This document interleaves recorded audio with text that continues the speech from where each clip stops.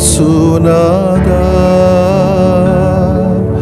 வாரும் இயேசுநாதா எந்தன் இதயம் தேடிடும் அன்பே நீ வாரும் இயேசுநாதா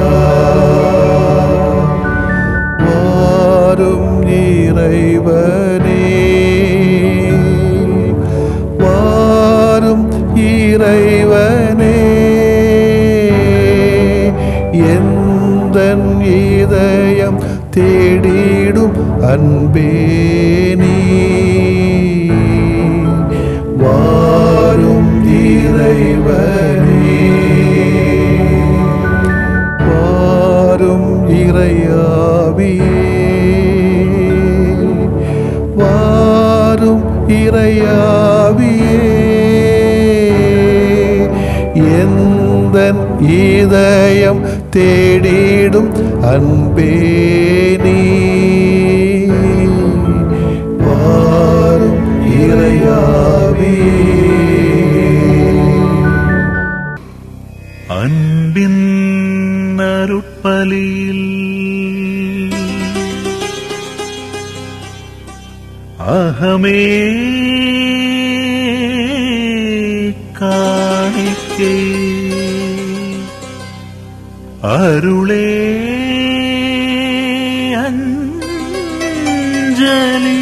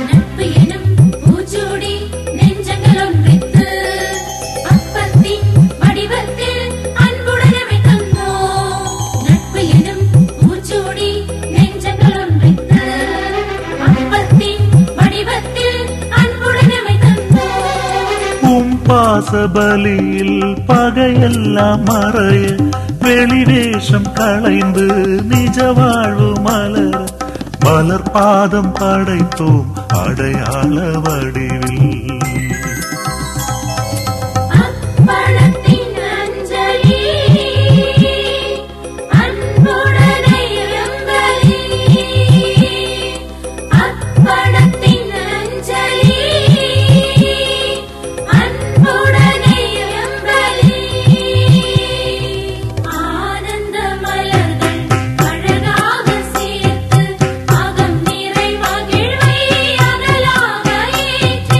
அருள்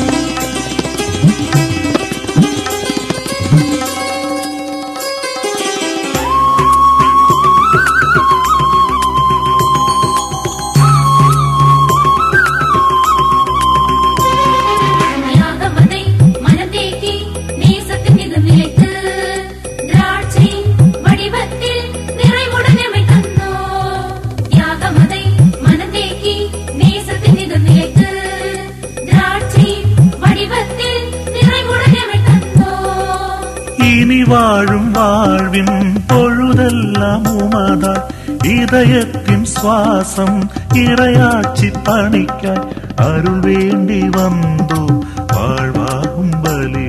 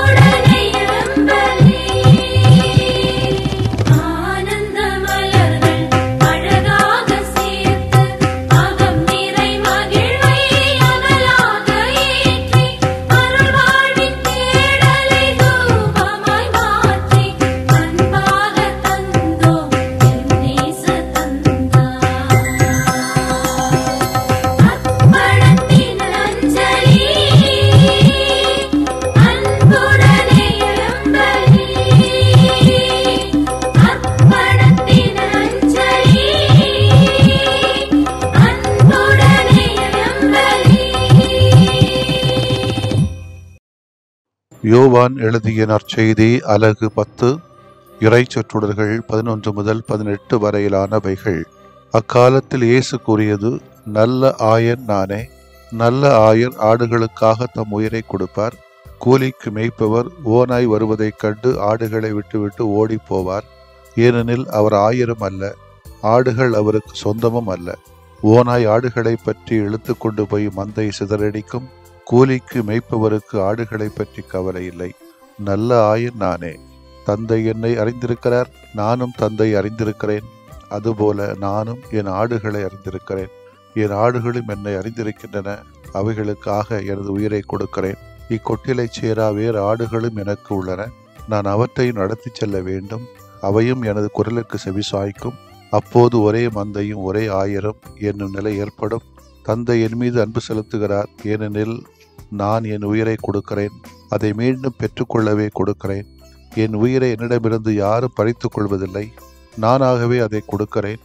உயிரை கொடுக்கவும் எனக்கு அதிகாரம் உண்டு. அதை மீண்டும் பெற்றுக்கொள்ளும் அதிகாரம் உண்டு. என் தந்தையின் கட்டளைப்படியே நான் இப்படி செய்கிறேன் என்றார். ஆண்டவரின் அருள்வாக்கு. இறைவா உமக்கு நன்றி. கிறிஸ்து இயேசுவில் பிரியமுள்ள சகோதர சகோதரிகளை, இன்றைய நாள் நல்லாயன் ஞாயிறு என்றும் இறை அழைத்தல் ஞாயிறு என்றும் அழைக்கப்படுகிறது. இயேசுவை போல திரு அவை வழிநடத்த நல்ல ஆயர்கள், நல்ல தலைவர்கள், நல்ல வழிகாட்டிகள், நல்ல ஒருங்கிணைப்பாளர்கள் உருவாக, உழைக்க, அதற்காக ஜெபிக்க இன்று நாம் அழைக்கப்படுகிறோம். நல்ல தலைவர்களுக்காக, வழிகாட்டிகளுக்காக, ஆயர்களுக்காக, அருள்பணியாளர்களுக்காக, நல்ல ஆயனங்களுக்காக இந்த நாளிலே நமக்கு நன்றி சொல்ல கடமை உண்டு. அதே வேளையிலே கெட்ட ஆயர்கள், கெட்ட அருள்பணியாளர்கள், கெட்ட வழிகாட்டிகள், கெட்ட தலைவர்கள் நம்முடைய மத்தியிலும் இருக்கிறார்கள். அவர்களை திருத்த வேண்டிய கடமையும் நமக்கு இருக்கிறது. அவர்களுக்காகவும் தொடர்ந்து நாம் ஜெபிக்க வேண்டியும் இருக்கிறது. அரசரையும் ஆண்டவனையும் ஒரு ஆயனாக இஸ்ராயல் மக்கள் பார்த்தது அவர்களது வாழ்க்கை அனுபவம். ஆடுகளை பாதுகாத்து பராமரிக்கின்ற ஆயனாக வாழ்ந்த தங்கள் வாழ்க்கை அனுபவத்தின் அடிப்படையில் அரசனையும் ஆண்டவனையும் பார்த்தார்கள். இயேசுவும் தன்னை ஒரு நல்ல ஆயனாக இங்கு சித்தரிக்கிறார். இயேசுவின் தன் ஆயர் தன்மையின் சிறப்புக்கான காரணங்களை இங்கு நாம் ஒவ்வொரு ஆண்டும் பார்க்கத்தான் செய்கிறோம். ஆடுகளை பற்றிய அறிவு முதன்மையானது. ஆடுகளோடு தனக்குள்ள நெருக்கத்தை இங்கு உறுதிப்படுத்த வேண்டும். யாருக்கு என்ன தேவை என்பதை அவர் அறிவார். நீ போவதையும் வருவதையும் அவர் அறிவார். நீர் இருப்பதும் போவதும் வருவதும் எனக்கு தெரியும். எனக்கு எதிராக நீ பொங்கி எழுவதை நான் அறிவேன் என்று 2 அரசர்கள் 19:27 சொல்லப்பட்டதை நினைவு கூறுவோம். ஆடுகளுக்குள் ஆயன் தலைமையில் உருவாகும் ஒற்றுமையை குறிப்பிடுகிறார். பிளவுகள், பிரிவினைகள் நீங்கி ஒரே தலைமையின் கீழ் இயங்க வேண்டும் என்பதும் அவரது அவா. ஆகவே இந்த ஒற்றுமைக்காக நற்கருணை ஏற்படுத்திய பின் ஜெபிக்கிறார். இணைந்திருப்பதை வலியுறுத்துகிறார். சுயநலங்களுக்காக, பிழைப்புக்காக இயேசுவின் பெயரால் பல்வேறு பிரிவினை சபைகளை தொடங்குகிற அவல நிலையை இயேசு விரும்பவில்லை. நல்ல ஆயன் தலைமையில் எல்லோரும் ஒன்று சேர நாம் ஜெபிக்க வேண்டும், முயற்சி எடுக்க வேண்டும். அன்புக்குரியவர்களே, இயேசு தம்மை ஒரு நல்ல ஆயராக முன்னிலைப்படுத்துகிறார். மந்தையை நன்கு அறிந்த ஆடுகளுக்காக உயிரை கொடுக்கிற, ஆடுகளை முன்னின்று வழிநடத்துகிற பண்புகளை எல்லாம் இயேசு கொண்டிருந்தார். இன்று அத்தகைய பண்புகளை கொண்ட குருக்கள், ஆயர்கள், துறவியர்கள், மக்கள், வழிகாட்டிகள், ஒருங்கிணைப்பாளர்கள் ஆவலோடு காத்திருக்கிறார்கள். ஆனால் நடப்பது என்னவோ வித்தியாசமாக போகிறது. ஏனோ இவர்களை பார்த்தால் ஒரு ஜாதிக்காக உருவாக்கப்பட்ட ஆயர்களாக, அருள் பணியாளர்களாக, அருள் சகோதரிகளாக, வழிகாட்டிகளாக, தலைவர்களாக இருப்பது போன்று தோன்றுகிறது. ஒரு இன மக்களுக்காக, தனக்கு பிடித்த மக்களுக்காக நான் வாழ வேண்டும் என்பதற்காக வந்தவர்களைப் போல நமக்கு தோன்றுகிறது. எனக்கு யாரையெல்லாம் பிடிக்குமோ அவர்களை வாழ வைக்க வேண்டும். இன்னும் பல சேராத மக்கள் உண்டு, மந்தைகள் உண்டு. அதை சேர்ப்பதற்கான எந்த முயற்சியிலும் ஈடுபடாத வழிகாட்டிகள், தலைவர்கள், ஆயர்கள், அருள்பணியாளர்கள், சகோதரிகள் இன்றைக்கு இருக்கத்தான் செய்கிறார்கள். தலைமை பண்பு இன்றைக்கு குப்பையாக மாறிவிட்டது. உலகியல் பண்புகளை தன்னகத்தை கொண்டிருக்கிறார்கள். ஆனால் பேசுவதெல்லாம் பார்த்தால் ஓஹோ, இயேசுவை மிஞ்சி பேசுவார்கள். இயேசுவையும் இறை மக்களையும் ஏமாற்றக்கூடிய அளவுக்கு தங்களுடைய வார்த்தை பசப்புகள் இருக்கும். இறை அழைத்தல் இன்றைக்கு ஒரு பிழைத்தலாகவே மாறிவிட்டது. சில சமயங்கள் ஆர்டினேஷன்களை நான் பார்க்கறது உண்டு. எவ்வளவு பகட்டான உடைகளை, அந்த வாழ்வுக்கும் வழிபாட்டுக்கும் அந்த அழைப்புக்கும் சம்பந்தமே இல்லை. அது முன்னாலே எல்லாம் கொஞ்சம் கிழிஞ்ச, கொஞ்சம் விலை குறைஞ்ச உடுப்புகளாக போட்டு இன்னைக்கு பார்த்தா அவனை போட்டிருக்க உடுப்புகள், புதிய ஆர்டினேஷன் வாங்கும் போதெல்லாம் அவங்க போடுற உடுப்புகளை பார்த்தா 5000, 6000 ரூபா, 10,000 ரூபா விலை உயர்ந்த ஆடையாக இருக்கிறது. ஆச்சரியமாகத்தான் இருக்கிறது. எப்படிப்பட்ட நிலைக்கு நாம் தள்ளப்படுகிறோம்? எங்கே செல்லுகிறோம்? எங்கே பயணிக்கிறோம்? எதை நாம் பின்பற்றுகிறோம்? இறை அழைத்தல், குருமானர் உருவாக்கம், குருக்களின் பணியும் வாழ்வும் போன்றவை பற்றி திருத்தந்தையர் பல போதனைகளை, அறிவுரைகளை வழங்கியுள்ளார்கள். இன்றைக்கும் திருத்தந்தை பிரான்சிஸ் அவர்கள் சொல்லிக்கொண்டேதான் இருக்கிறார்கள். ஆனால் நம்மிடத்தில் இயேசுவின் தெளிவும் துணிச்சலும் அர்ப்பணமும் மிக மிக குறைவாகத்தான் போய் கொண்டிருக்கிறது.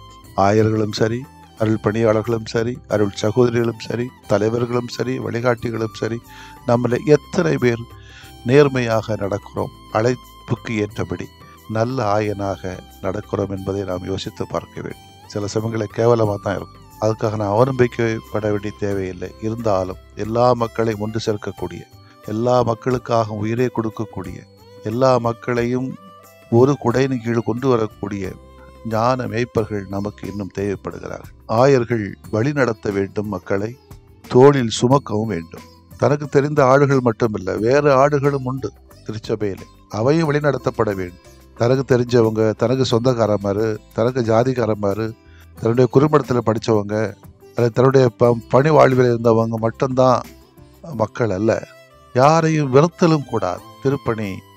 திருத்துதர் பணி 4:9-10 சொல்லப்படுவது, யாரையும் வெறுத்தல் கூடாது, யாரையும் ஒதுக்கலும் கூடாது, யாரையும் மறத்தலும் கூடாது. இன்னைக்கு வெறுத்தலும் ஒதுக்குதலும் மறத்தலும் இன்றைக்கு திருச்சபையில் அதிகமாக நடக்கத்தான் செய்கிறது. எனவேதான் இன்றைக்கு ஜாதியம் ஒரு தீய ஒரு பாவமாக பார்க்கப்படுகிறது. எல்லோரும் ஒருங்கிணைக்கப்பட வேண்டும். அவரவருடைய தன்மைகள், திறமைகளுக்கு ஏற்ப அவர்கள் ஒன்று சேர்க்கப்படும் வெளியே அவர்களை குறித்து பொறாமைப்படக்கூடாது. அதற்காகத்தான் அன்பியங்களையும், கிறிஸ்தவ ஒன்றிப்பையும், பல்சமய உரையாடல்களையும், உழைக்கும் மக்கள் விடுதலை இயக்கத்தையும், சுற்றுச்சூழல் பாதுகாப்பு அமைப்புகளையும், இளைஞர் இயக்கத்தையும், பல ஒருங்கிணைப்பு சக்திகளையும் நாம் உருவாக்கி கொண்டிருக்கிறோம். எல்லோரையும் ஒரு குடைநிகள் கொண்டு வருவதற்காக நாம் முயற்சி எடுக்க வேண்டும். ஈகத்தோடு நல்ல ஆயன் அவருடைய அன்பை, இந்த பண்புகளை நாம் வெளிப்படுத்த வேண்டும். இயேசுவின் பார்வை நல்ல ஆயருக்கும் ஆடுகளுக்கு இடையே உள்ள உறவுதான் இறைவனுக்கு மாந்தருக்கு இடையே உள்ள உறவாகும். ஆடுகளுக்காக உயிரை கொடுக்கிற தலைவர்களை உருவாக்குவோம். ஆடுகளை நன்கு அறிகிற நல்ல ஆயனங்களை உருவாக்க முயற்சி எடுப்போம். ஆடுகள் தன்னை அறிந்திருக்கிற செய்கிற நல்ல ஆயனங்களை உருவாக்குவோம். ஆடுகளை துணிச்சலோடு, நேர்மையோடும், வாய்மையோடும் நடத்தி செல்கிற நல்ல ஆயனங்களை உருவாக்குவோம். ஆடுகள் தனக்கு செவிசாய்க்கின்ற அளவுக்கு தான் நடந்து கொள்ள வைக்கக்கூடிய நல்ல ஆயனங்களை உருவாக்குவோம். எல்லா ஆடுகளையும் ஒன்று சேர்க்கிறவரை உருவாக்குவோம். ஒரே மந்தை, ஒரே ஆயர் நிலையை ஏற்படுத்துகிற நல்ல ஆயனங்களை உருவாக்குவோம். இயேசு நல்ல ஆயர். இவர் நலமுடைய செய்கிறார், உயிர் தெழுந்திருக்கிறார், முதன்மையான மூளைக்கல்லாக இருந்திருக்கிறார், மீட்புக்கு அடிப்படை காரணமாக இருக்கிறார். ஆமேன். மன்றாடுவோமாக. உயிர்த்த மாட்சிமிகு இயேசுவை உம்மை போற்றுகிறோம். உம்மை போன்ற நல்ல மெய்ப்பர்களை எங்களுக்கு தந்தருளும். ஆமேன்.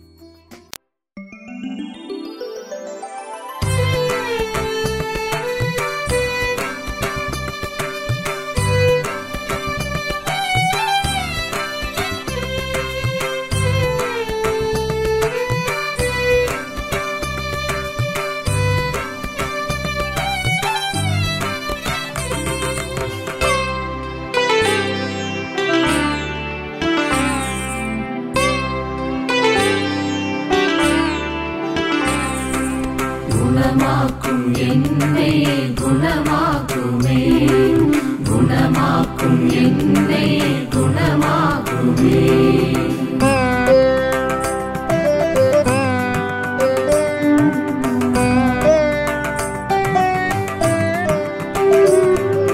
பிழை காணும் பிடி நின்று குணமாக்குமே, பகை காக்கும் குணம் நீக்கி குணமாக்குமே.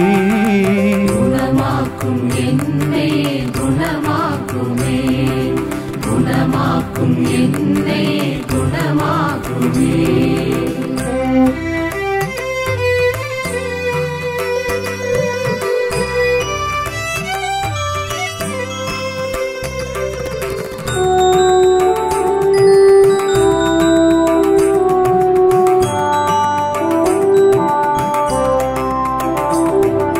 கடன் தொல்லை பிடி நின்று குணமாக்குமே, கடும் சொல்லின் குணம் நீக்கி குணமாக்குமே. குணமாக்கும் என்னை குணமாக்குமே, குணமாக்கும் என்னை குணமாக்குமே.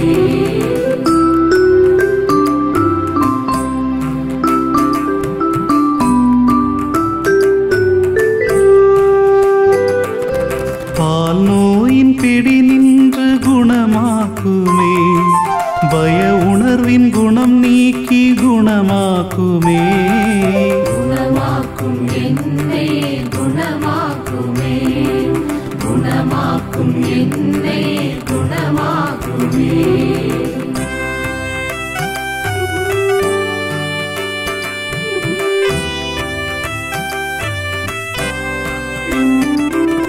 போதை பிடி நின்று குணமாக்குமே, பொய் கூறும் குணம் நீக்கி குணமாக்குமே. குணமாக்கும் என்னை குணமாக்குமே, குணமாக்கும் என்னை குணமாக்குமே.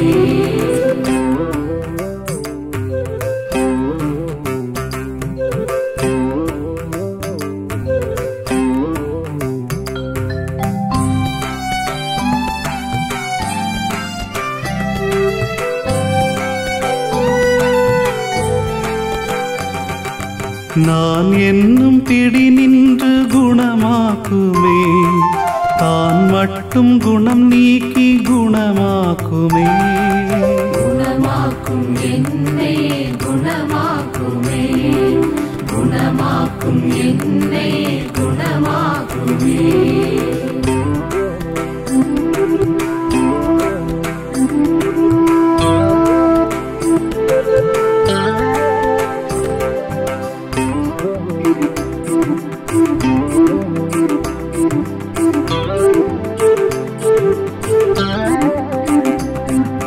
உடல் நோயின் பிடி நின்று குணமாக்குமே, உள நோயின் வலி நின்று குணமாக்குமே. குணமாக்கும் என்னை குணமாக்குமே, குணமாக்கும் என்னை குணமாக்குமே.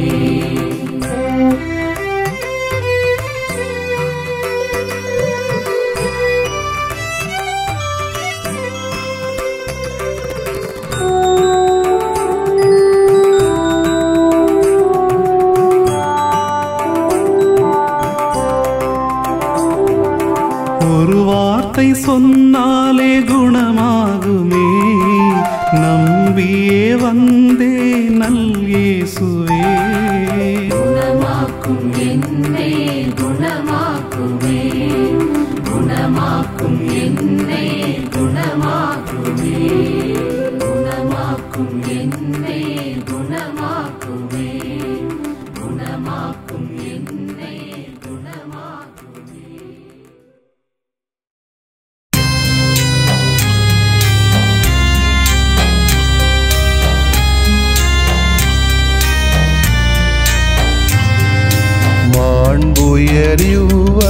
மாண்புயரிவருள்ளடையாளத்தை தாழ்ந்து பணிந்து ஆராதிப்போம். பழைய நியம முறைகள் அனைத்தும் இனி மறைந்து முடிவு பெறுக. புதிய நியம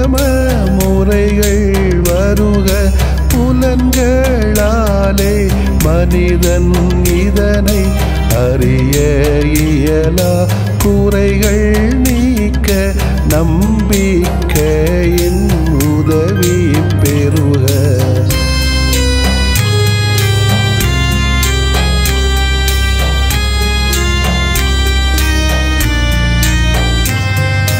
தந்தை அவர்க்கும் மகன் அவர்க்கும் புகழ்ச்சியோடு வெற்றியாக்கும். மீட்பின் பெருமை மாட்சிமையோடு வலிமை வாழ்த்து யாவுமாக. இருவரிடமாய் வருகின்றவராம் தூய ஆவியானவர்க்கும்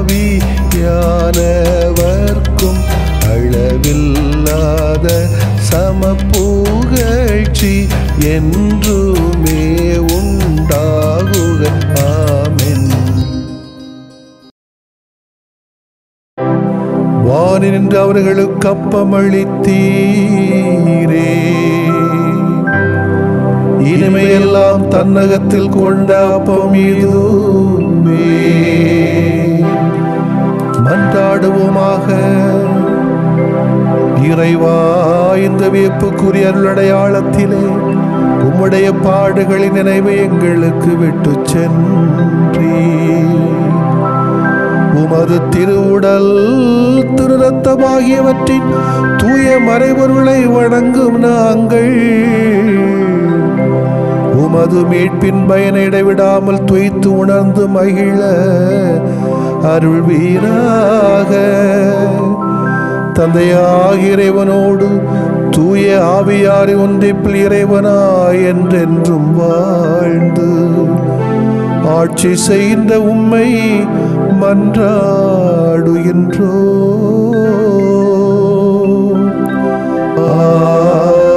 ஆமென்.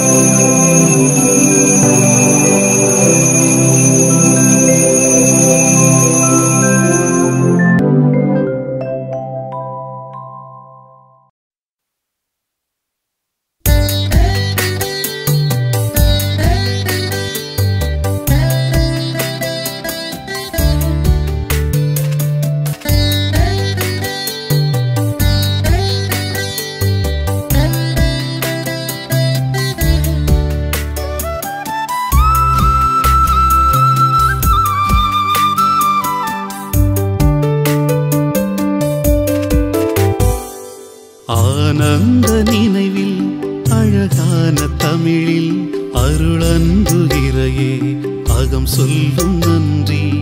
ஆனந்த நினைவில் அழகான தமிழில் அருளன்புகிறையே அகம் சொல்லும் நன்றி.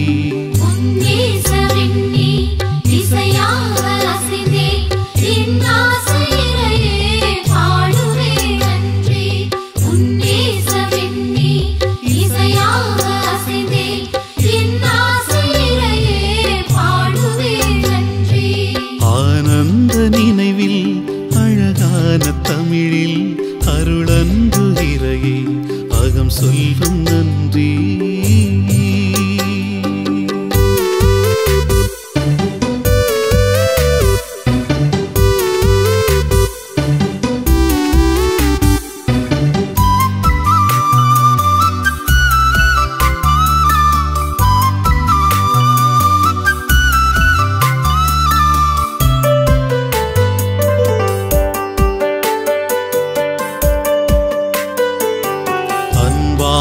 என்னை நீ படைத்தாய், அகலாது எனில் இருந்து காத்தாய்.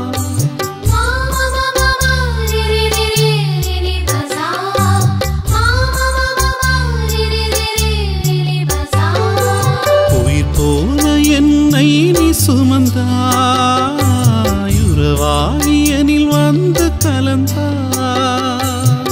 எனக்காக உழைக்கின்ற அழைப்பொன்றும் விடுத்தாய். உனை போல வாழ்கின்ற உயர் சிந்தை தந்தாய்.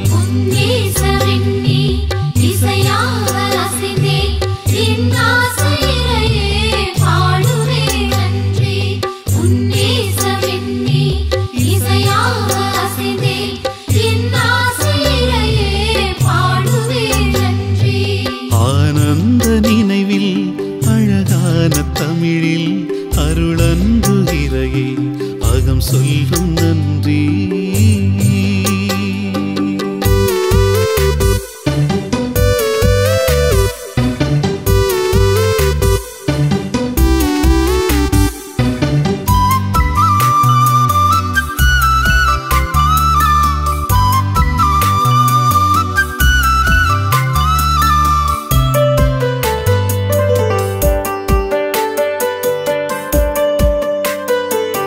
நேயத்தை என் விழியில் வைத்தாய், நியாயத்தை என் மனதில் பதித்தாய்.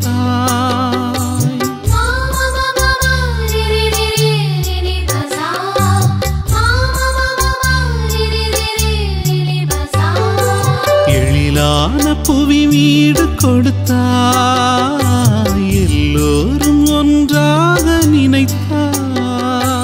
அஞ்சாத நெஞ்சோடு பணியாற்ற பணித்தாய், அதற்காக உணவாகி உயிரோடு நிறைந்தாய்.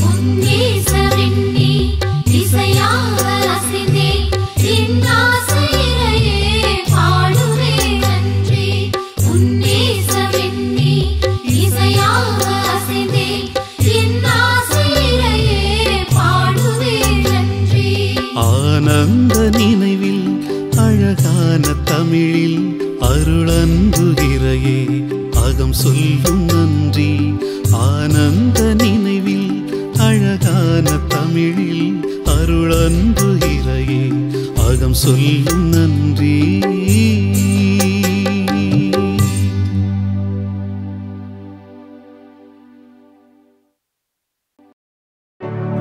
நிலையான புகழுக்குரிய தூய இறை நன்மைக்கு எல்லா காலமும் தொழுகையும் புகழும் போற்றியும் ஆட்சிமையும் உண்டாக கடவது. போற்றியும் ஆட்சிமையும் உண்டாக கடவது. தந்தை, மகன், தூய ஆவியாரின் பெயராலே ஆமென்.